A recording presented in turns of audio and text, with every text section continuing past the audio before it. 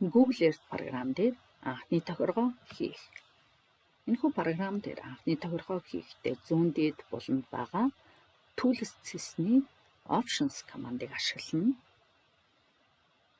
За Options команд маань бүхэлдээ ингэж харагдана.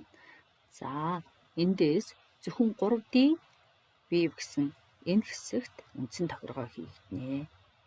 Эдгээр тохиргоонуудын энэ эхний хэсэгт байгаа энэ хэсэгтэр бол тохиргоо хийгдэхгүй.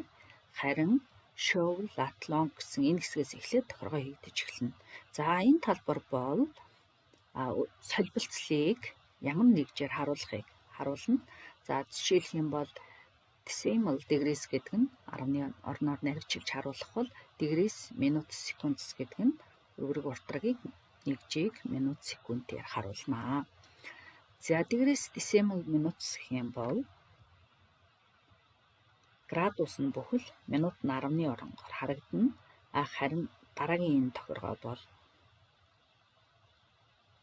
кадастрын зурагт ашиглагддаг бол сүүлийн энэ тохиргоо байр зүүн зураг дээр ашиглагддаг. Тэгэхээр биднэрт хамгийн тохиромжтой нэгж бол degrees minute seconds юм аа. За дараагийн талбар дээр бол уртын хэмжээний нэгжийг тохируулна. За энэ дээр feet, miles, meters, kilometers гэсэн нэгжүүд байна. Тэгэхээр бид нарт хамгийн тохиромжтой нь метр, километр юм. За тэгэхээр энэ хоёрыг тохируулж өгснөөр үндсэн тохиргоо маань болж байна. Үүнээс гадна энэ доор энэ харагдаж байгаа энэ талбар дээр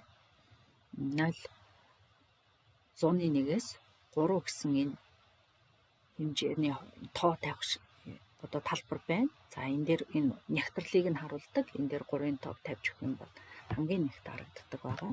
За ингээд нэгээр тохируулаад эхлээ харъя. За энэ хайлтын хэсэгтэр одоо Ховд аймгийг хай.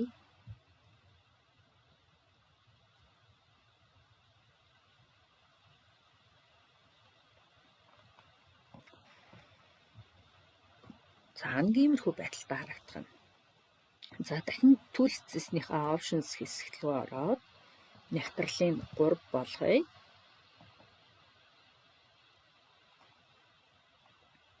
За илүү ингээд илүү тодорхой харагдаж байгаа. Өнгө нь тодорсон байгаа нь харагдаж байна тий. За сая хийсэн тохиргоонууд энэ байна. Энэ imagery date гэдэг болохоор яг энэхүү зургийг 22 оны 6 сарын 6-нд авсан байна. За тэгээд өрөг уртраг солилцол нь энд харагдаж байна. 47 градус 59 минут гэх мэтлэн. За энэ өндөр нь метрээр харагдаж байна. Энэхүү зааврын дагуу тохиргоог хийгээд үзээрэй. Мөн бусад энэ цэсрүүд рүү ороод уншиж үзээ тохиргоогоо сольж болно. Хэрв ямар нэгэн байдлаар тохиргоо буруу болчлоо гэж бодвол энэ Restore Defaults гэсэн энэ дээр дараад тохиргоо анхны хэлбэртээ шилждэг байгаа. За жишээлх юм бол одоо энэ дээр энэ тохиргоо 1 болцсон байна. 3 болгоё. За энийг дарахад буцаад энэ анхны тохиргоон дээр очиж байна.